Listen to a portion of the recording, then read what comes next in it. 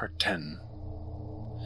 Leroy's animal howl was almost swallowed by the wind, so complete was the storm's sudden and thundering dominance of the land, screeching as it carved through clefts in the ice, ringing with the terror of angelic trumpets as it pealed over the shelf, only to shatter amongst the herd of slumping, flat-faced bergs and reflect that awful chaos back upon us once more.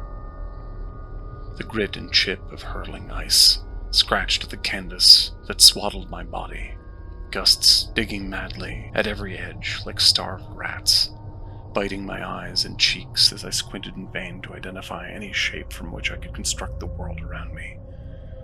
In such a nightmare, the men's later claim that they did not go to the captain because they had not heard his scream was plausible.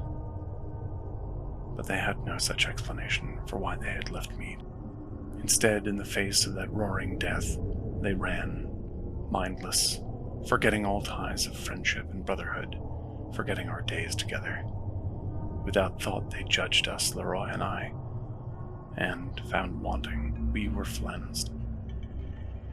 Could I blame them? They had been blindsided when the wind came down, its instant ferocity tearing their half-built tents up into the gray and raging sky, sending ropes whipping and crazed, spike-tipped arcs. The tragic charade of all our grand plans swept from God's table with brutal finality. They had been terrified. Perhaps they thought I had been killed. Perhaps they lost me in that blinding white gale. Afterward, when reason and warmth returned, when we were all huddled, desperate and weeping in that awful black split in the rocks 20 yards from camp, I could imagine 1,000 reasonable stories that would have excused them for their cowardice. But they could think of none, for they knew the truth. They knew I had woken, abandoned and alone, in the very throat of that monstrous storm.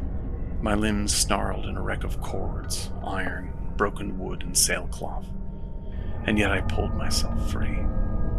That I had pushed headlong into the wind, toward Leroy's fallen shadow, the man bawling like a child, his tears freezing shut his eyelids as he clawed the ice beneath him, trying to escape the pain of his ruined leg.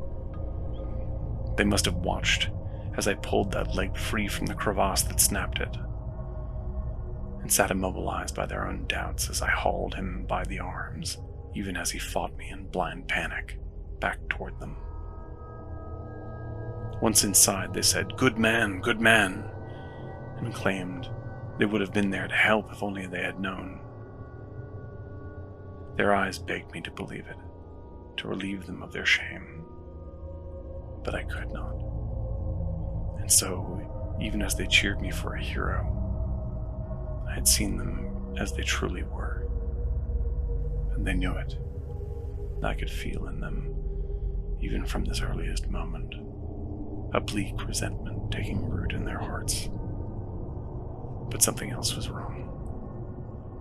As they cleared the ground so I could work on our captain, I counted their faces. "Where's Gorwint?" None knew, and I could tell from their silence it was the truth.